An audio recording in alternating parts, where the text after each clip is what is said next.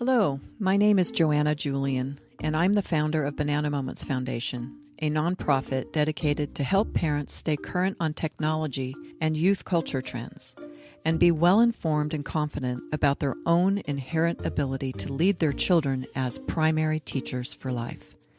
This was my response to the power crisis mobile connectivity introduced to the parent-child relationship. In addition to the benefits of more efficient communication and personalized learning, mobile connectivity also brings the world in closer and exposes youth to adult issues at earlier ages. When it is possible to believe that everything you need to know you can simply Google and conceal, imparting wisdom is more challenging than ever. So the three areas of concern parents must be prepared to address with children in mobile connectivity include bullying, addiction, and exploitation.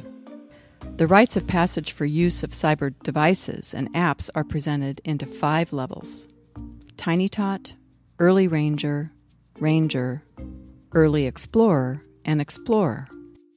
Tiny-tot, 2 years and under. The tiny-tot requires limited to no use of screen time, closely monitored. Mostly, the interface infants and toddlers require is human, and the science on brains reveals that interaction with screens does change the brain. The American Academy of Pediatrics recommends no screen time for children 2 years and under. Early ranger, 3 to 5 years. From 3 to 5 years of age, the device should be used with strict supervision. The child should not be left alone with a device, and passwords are not granted. Applications or games that are permitted for the early ranger to use should be logged into the family-approved app list for user level 2. The caregiver must be able to see what the child is doing at all times. Kids this age learn passwords by osmosis and are intuitive about figuring out how to access and make applications work. I have heard many stories from parents whose very young children figured out passwords and learned how to access the family-centric apps, like Netflix, or the smartphone. These are digital natives. Make no mistake, they do not require training on how to use the tools. Rather, they require training on and supervision on the boundaries for their safe use, so don't leave them unattended with mobile devices. Ever. Ranger, 6 to 10 years. Children aged 6 to 10 years are issued devices much like checking out a library book. They are issued the device, such as iPad, notebook, video game, etc., for a designated time frame and then returned.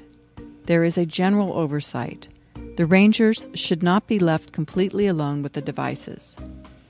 There should be a responsible older user conducting random checks on the applications being used and what is happening on and offline.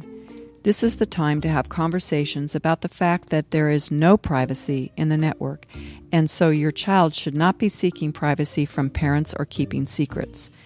Hence, random checks to inspect what you expect, good decisions on the part of your child. Junior Explorer, ages 11 to 15.